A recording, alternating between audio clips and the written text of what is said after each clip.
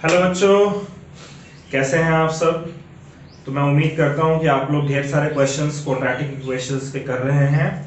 और जिस तरीके से हम लोग क्वाड्रेटिक इक्वेशन के वर्ड प्रॉब्लम्स कर रहे थे, आज हम टाइप 5 वर्ड प्रॉब्लम का, क्वाड्रेटिक इक्वेशन के वर्ड प्रॉब्लम का टाइप 5 क्वेश्चन हम लोग करने जा रहे हैं। और वो क्वेश्चन आपका है based on time and work. ठीक है, यानी कि क्वेश्चन कहेगा कि भाई कोई इतने दिनों में काम कर रहा है, कोई इतने दिनों में काम कर रहा है, दोनों इकट्ठे मिलकर इतना, इस तरीके से कुछ क्वेश्चंस होंगे।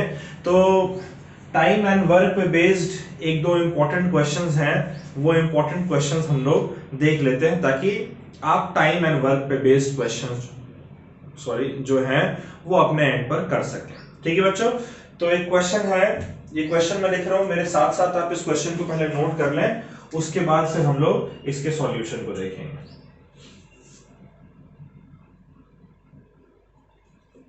एक क्वेश्चन है बच्चों, A takes 6 days less than the time taken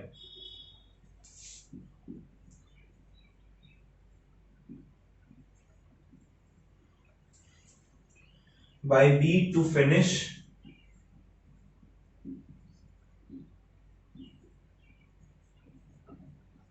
work। ठीक है, कह रहा है if both A and B, if both A and B together can finish it,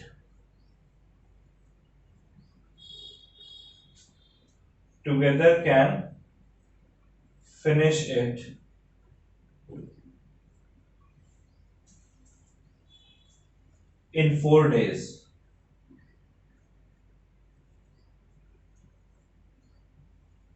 ठीक है बच्चों, find time taken by B to finish work. Find time taken by B to finish work.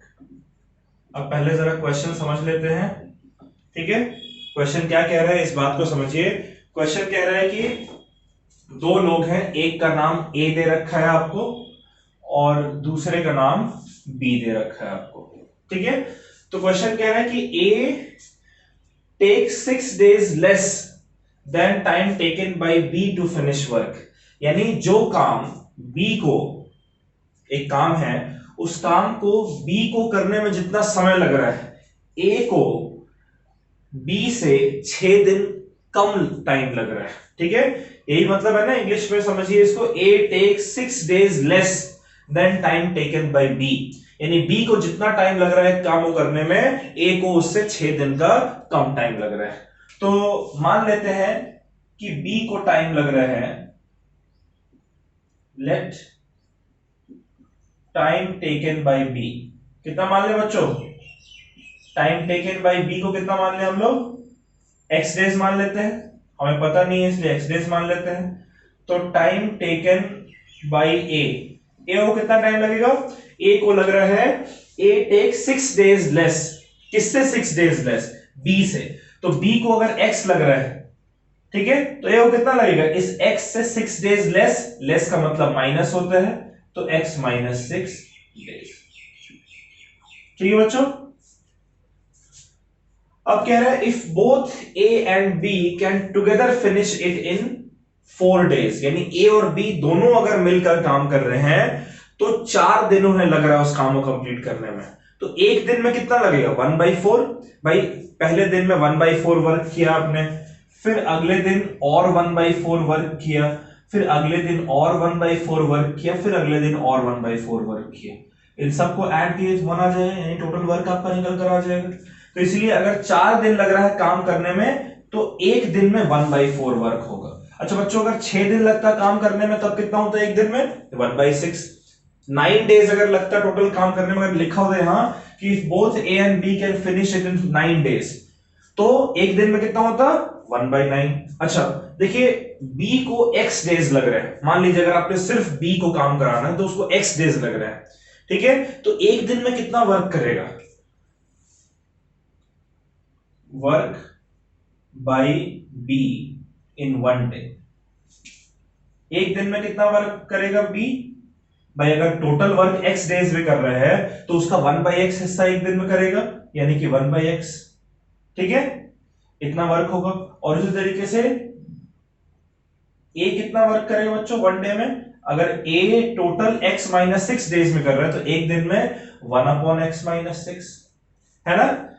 और इन दोनों का एक दिन में work by a and b in 1 day, a और b दोनों मिलकर एक दिन में कितना काम करेंगे भाई, एक दिन में b कर रहा है 1/x वर्क और a कर रहा है 1/x माइनस 6 वर्क। तो ऐड करेंगे तो दोनों का टोटल वर्क निकल कर आ जाएगा, दोनों का इकट्ठे वर्क निकल कर आ जाएगा एक दिन में। और ये किसके बराबर है, मैंने कहा अगर 4 दिन लग रहा है टोटल वर्क कंप्लीट करने में तो इसी एक दिन में 1/4 वर्क करेंगे, ठीक है बच्चों। तो ये आपका इक्वेशन निकल कर आ गया, इसको आपने सिंप्लीफाई करना है। कैसे सिंप्लीफाई करेंगे भाई, एलसीएम ले लेते हैं x और x माइनस 6 का, x इंटू x माइनस 6, ठीक है। ये x माइनस 6 यहां आ जाएगा और x यहां आ जाएगा, तो ये हो गया x माइनस 6 प्लस x, और ये किसके बराबर होगा 1/4 के बराबर, ठीक है। अगर मैं 4 को इधर ले जाऊं तो ये हो जाएगा 4 इंटू एक्स प्लस एक्स, हमारा होता है 2x, यानी कि 4 इंटू 2x माइनस 6, और x इंटू एक्स माइनस 6 को हम लोग इधर ले आते हैं। क्लियर बच्चों। अब ये देखिए ये हमारा क्या बन जाएगा, 4 इंटू 2x यानी 8x माइनस 4 इंटू 6 24, ये किसके बराबर होगा, x into x x square और x इंटू माइनस 6 यानी कि माइनस 6x, ठीक है बच्चों। तो ये x स्क्वायर माइनस 6x तो है ही, अगर ये प्लस 8x इधर आएगा तो माइनस 8x हो जाएगा, और माइनस 24 इधर आएगा तो प्लस 24 हो जाएगा। इधर बचेगा क्या, कुछ भी नहीं, यानी कि इक्वल टू 0। तो फाइनली हमारा इक्वेशन बन रहा है x स्क्वायर माइनस 6x और माइनस 8x हो जाएगा minus 14x plus 24 is equals to 0, ठीक है बच्चों। चलिए अब ये हमारा क्वाड्रेटिक इक्वेशन तो आ गया। अगर मैं सॉल्व करके x की वैल्यू निकाल लूं तो x क्या है, टाइम टेकन बाय b, और यही तो हमें कह रहा है टाइम टेकन बाय b निकालने को, ठीक है। तो कैसे करें, एक बार खुद से आप ट्राई कीजिए इस क्वाड्रेटिक इक्वेशन को सॉल्व करने की। किया बच्चों, चलिए हम लोग देखते हैं इसको कैसे सॉल्व करना है। X square minus 14x plus 24 is equals to 0, यानी हमें इस मिडिल टर्म माइनस 14 को कुछ इस तरीके से स्प्लिट करना है कि इसका सम b के बराबर यानी माइनस 14 के बराबर आए, और जो इसका प्रोडक्ट है वो a इंटू सी, a कितना है 1, c कितना है 24, 1 इंटू 24 के बराबर है। तुम्हें दिख रहा है कि 24 लाने के लिए 12 और 2 ये दो नंबर्स, 12 और 2 को मल्टीप्लाई करने में 24 आएगा, इनको ऐड करने पे माइनस 14 आना चाहिए, यानी कि दोनों का साइन नेगेटिव होना चाहिए, माइनस इंटू माइनस प्लस हो जाएगा, कोई दिक्कत नहीं है, ठीक है। तो अब हम लोग लिख सकते हैं इसको एक्स स्क्वायर माइनस 14x की जगह लिख सकते हैं minus 2x minus 12x plus 24 is equals to 0, ठीक है बच्चों। अब क्या करते हैं, मिडिल टर्म स्प्लिट केस में पहले हम लोग ये वाला पहला टर्म देखते हैं। तो पहले टर्म में हमारा क्या कॉमन है, इसमें भी x है इसमें भी x है, तो x कॉमन ले लेंगे। अब x स्क्वायर में से x कॉमन लिया तो एक x बचा माइनस 2 यहाँ की बचा, x तो हम पहले ही बाहर ले चुके हैं। यहाँ पर एक माइनस साइन है और 12 और 24 दोनों 12 के टेबल में आते हैं तो 12 कॉमन ले लेंगे। तो माइनस 12 तो निकाल लिया, इसका सिर्फ x बचा। ये प्लस में से एक माइनस हम निकाल चुके, तो ये सिर्फ एक माइनस बचेगा ना, ये माइनस इंटू माइनस प्लस हो जाएगा। और 12 निकाल चुके हैं तो इसमें कितना बचेगा, सिर्फ 2।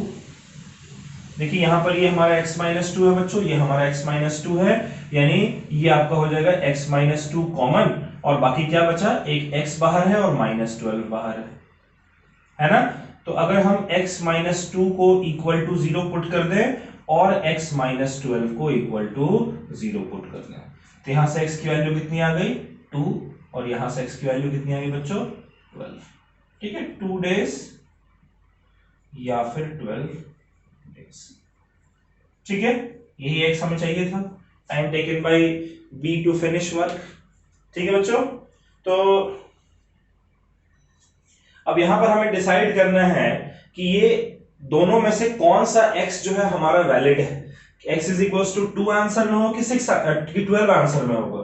तो देखिए यहां पर कह रहे हैं कि a को 6 डेज कम लग रहा है, तो अगर x की वैल्यू 2 होगी तो यहां पर अगर x की जगह 2 बोले 2 माइनस 6 हो जाएगा -4। क्या a को -4 डेज लग सकता है? डेज कभी माइनस में तो नहीं होता ना, इसलिए हम लोग ये वाला नंबर नहीं लेंगे, इसलिए x हमारा यहां पर सिर्फ 12 डेज एक्सेप्टेबल है। ठीक है, कि अगर ये x2 होगा तब a को जो वर्क करना जो टाइम लगेगा वो x माइनस 6 यानी कि 2 माइनस 6 माइनस 4 डेज हो जाएगा, जो कि पॉसिबल नहीं है। ठीक है बच्चों, इसको नोट करिए। एक क्वेश्चन और करते हैं हम लोग।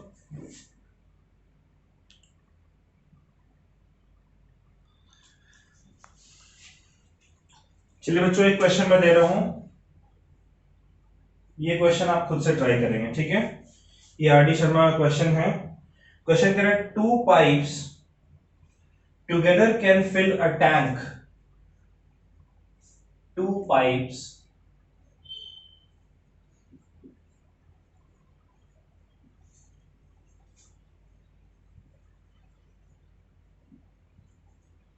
together can fill a tank in 40 by 3 minutes।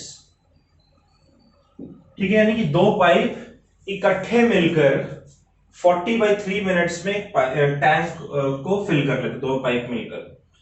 कह रहे if one pipe takes if one pipe takes 3 minutes,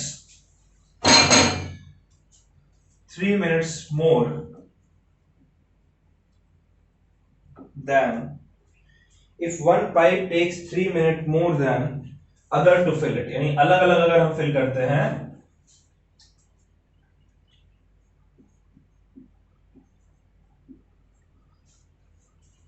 find time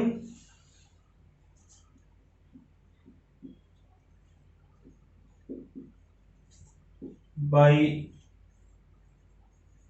each pipe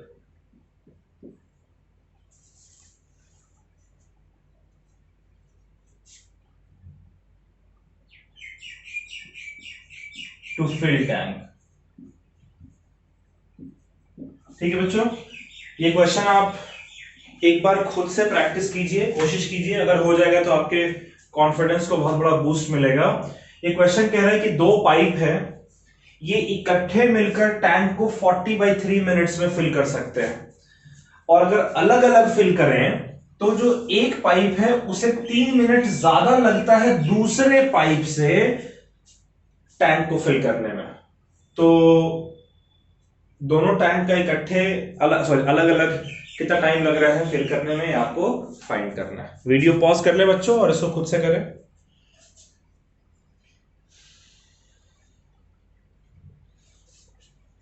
चलिए, आपने ट्राई किया, मैं उम्मीद करता हूं आपने ट्राई किया है। इसको जरा हम लोग देखते हैं सॉल्यूशन को। बच्चों देखिए, कह रहा है कि एक पाइप को 3 मिनट ज्यादा लग रहा है दूसरे पाइप से, तो इसका मतलब क्या है? जिस पाइप को ज्यादा समय लग रहा है टैंक को फिल करने में, उसमें पानी धीरे धीरे भर रहा होगा टैंक में उस पाइप से, और जिसको कम टाइम लग रहा है उसमें पानी जल्दी भर रहा, उससे पानी जल्दी भर रहा होगा। यानी कि एक फास्टर पाइप है और एक स्लोअर पाइप है। तो मान लेते हैं कि जो स्लोअर पाइप है उससे जो टाइम लग रहा है, time taken bye slower pipe, ठीक है बच्चों, time taken bye slower pipe, इसे हम लोग मान लेते हैं x मिनट, जो मिनट में दिया हुआ है सब कुछ। तो time taken bye, sorry, faster pipe को हम लोग x मान लेते हैं, time taken bye faster pipe. तो स्लोअर पाइप को कितना टाइम लगेगा बच्चों? भाई फास्टर पाइप को x मिनट लग रहा है और कह रहा है कि जो स्लोअर पाइप है उसको 3 मिनट ज्यादा लग रहा है, यानी कि इस x में 3 मिनट मोर, यानी कि मोर का मतलब plus x plus 3 minutes. Clear है बच्चों? तो time taken bye faster pipe को हमने x मिनट मान लिया और स्लोअर पाइप को x प्लस 3 मिनट मान लिया। आप चाहते हैं तो स्लोअर पाइप का अगर x मानते तो फास्टर कितना होता है x माइनस 3, क्योंकि उसको 3 मिनट कम लग रहा है। ठीक है, तो खैर जैसे क्वेश्चन कर रहे ठीक हमने उसी तरीके से किया ताकि आप कंफ्यूज ना हो। अब मुझे बताइए कि फास्टर पाइप अगर x मिनट में टैंक को भरता तो 1 मिनट में कितना भरेगा? Faster pipe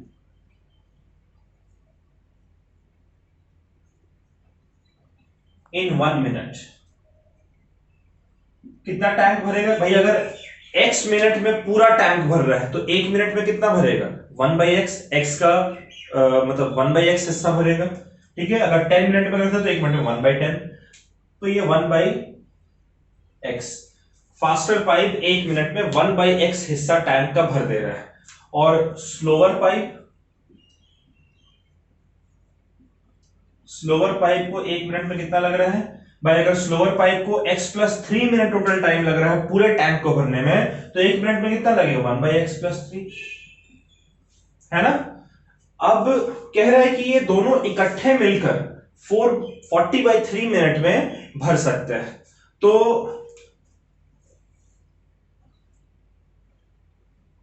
faster plus slower यानी दोनों मिलकर 1 मिनट में कितना भर पाएंगे?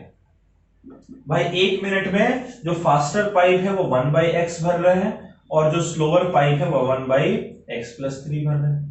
तो यानी कि दोनों का इकट्ठे मिलाएंगे तब 1/x प्लस 1/x प्लस 3, और ये किसके बराबर होना चाहिए? भाई दोनों टोटल टाइम लगा रहे हैं 40/3, तो 1 मिनट में कितना होगा? ठीक इसका उल्टा, यानी कि 3/40, है ना? 1/40/3 यानी कि 3/40 के बराबर होना चाहिए।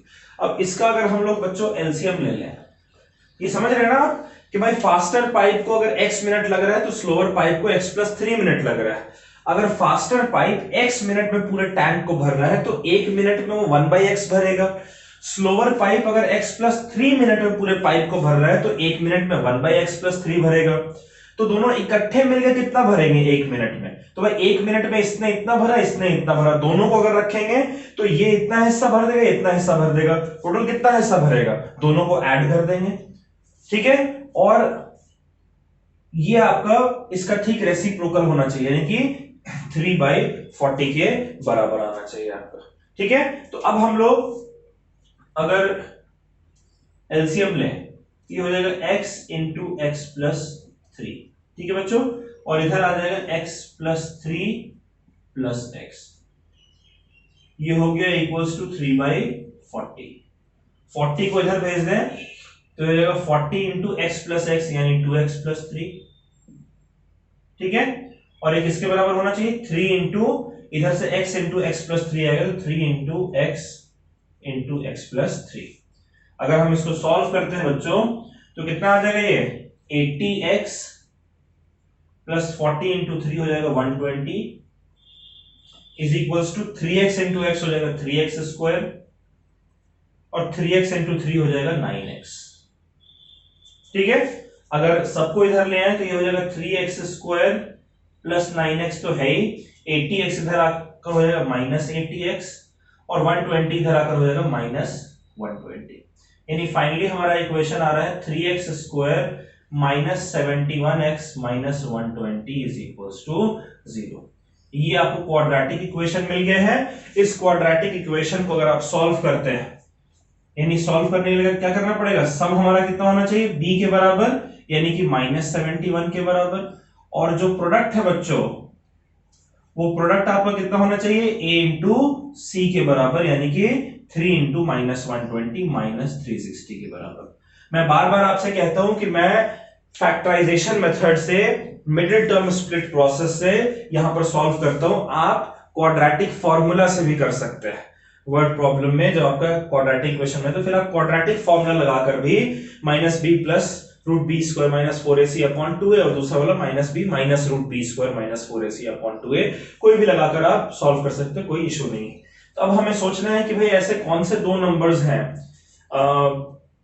जिनको मल्टीप्लाई करने पर माइनस 360 मिल जाए और ऐड करने पर हमें माइनस 71 मिल जाए। तो बच्चों आप ये सोचिए, इसको सॉल्व करिए और उसके बाद फिर मेरा आंसर मैच करिएगा। प्राइम फैक्टराइजेशन यूज कर लीजिएगा बच्चों इसमें। बच्चों ये मिडिल टर्म स्प्लिट से लेंदी हो जाएगा क्योंकि ये रूट में इसका आंसर आएगा। ठीक है, तो हम लोग क्वाड्रेटिक फॉर्मूला ही लगा देते हैं। क्वाड्रेटिक फॉर्मूला में जो हमारा पहला जीरो है वो क्या होता है बच्चों, minus b plus root b square minus 4ac upon 2a, है ना।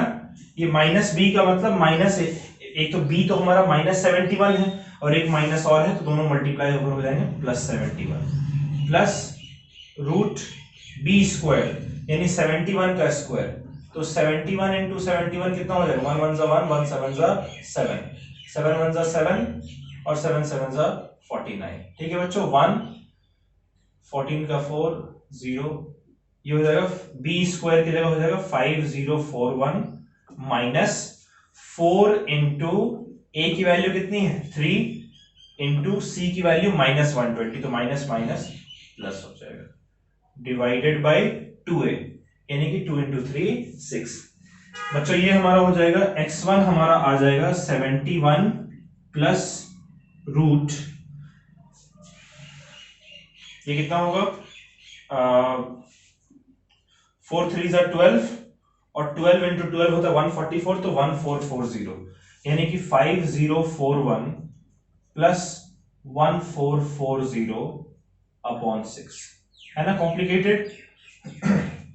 ये आपका हो गया इक्वल्स टू 71/6 प्लस 0 और 1 हो गया 1, 4 4 हो गया 8, फिर 4 और 0 हो गया 4 और फिर 1 और 5 हो गया 6, यानी कि ये इतना हो जाएगा बच्चों। ठीक है, तो x1 इतना हो जाएगा, x2 कितना आ जाएगा हमारा, x2 हमारा होता है minus b minus root b square minus 4ac upon 2a, है ना। तो माइनस बी की जगह हमने 71 लिखा है, 2a की जगह 6 यानी कि माइनस 71 अपॉन 6, फिर एक माइनस साइन है, root b square minus 4ac हमारा आ रहा है रूट 6481 अपॉन 6। ठीक है बच्चों, ये आपका x1 और x2 जो है वो निकलकर आ जा रहा है। क्लियर है, तो अब ये हमारा कॉम्प्लिकेटेड हो गया। मैं आपको ईमानदारी से बता रहा हूं कि एक्चुअली में क्वेश्चन में आपका यहाँ पर 13 था, मैंने गलती से 3 ले लिया। 13 अगर होता तब फिर ये परेशानी नहीं होती, लेकिन मैंने गलती से यहाँ पर 3 ले लिया 13 की जगह, इसलिए हमारा रूट में आंसर आ रहा है। तो आपका ये टाइम निकल कर आ गया है। ठीक है बच्चों, अब इस टाइम को आप कर लेंगे तो x निकल कर आ गया, उसमें 3 ऐड कर देंगे तो x प्लस 3 यानी कि स्लोअर वाले का टाइम आपका निकल कर आ जाएगा, ये आप कर लीजिएगा। ठीक है, तो यहां से हमारा ये आंसर जो है वो बच्चों निकल कर आ जा रहा है। मैं फिर से रिपीट कर रहा हूं, यहां पर एक मेरे से गलती हो गई, ये कि 14/13 मिनट था क्वेश्चन में, मैंने गलती से 14/3 लिख दिया, इस वजह से ये थोड़ा कॉम्प्लिकेटेड हो गया है। लेकिन अगर कभी कोई क्वेश्चन ऐसा आए जो कॉम्प्लिकेटेड हो तो उसको आप क्वाड्रेटिक फॉर्मूला से निकाल लीजिएगा, रूट में आंसर आ जाएगा बहुत से बहुत। ठीक है बच्चों, चलिए इसको नोट कर लीजिए।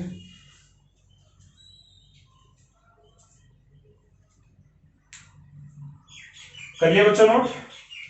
तो ठीक है बच्चों, आप इस तरीके के ढेर सारे क्वेश्चंस अपने एंड से प्रैक्टिस करते रहिएगा और आरडी शर्मा और एनसीईआरटी दोनों से जितने भी पॉसिबल क्वेश्चंस हो सके, मैं ये नहीं कह रहा कि आरडी शर्मा से हर एक क्वेश्चन कर लीजिएगा, कुछ क्वेश्चंस हैं जो आपको नहीं करना है। ठीक है, तो वो छोड़ दीजिएगा अपने एंड से। अगर आपको लगता है कि नहीं ये क्वेश्चन बहुत कॉम्प्लिकेटेड है, उसको छोड़ दीजिएगा, लेकिन मैक्सिमम 98% क्वेश्चंस आरडी शर्मा से भी आपको 95% क्वेश्चंस करने हैं। एनसीईआरटी के तो सारे क्वेश्चंस करने ही है, तो चलिए लग जाइए आप क्वाड्रेटिक इक्वेशन को सॉल्व करने में।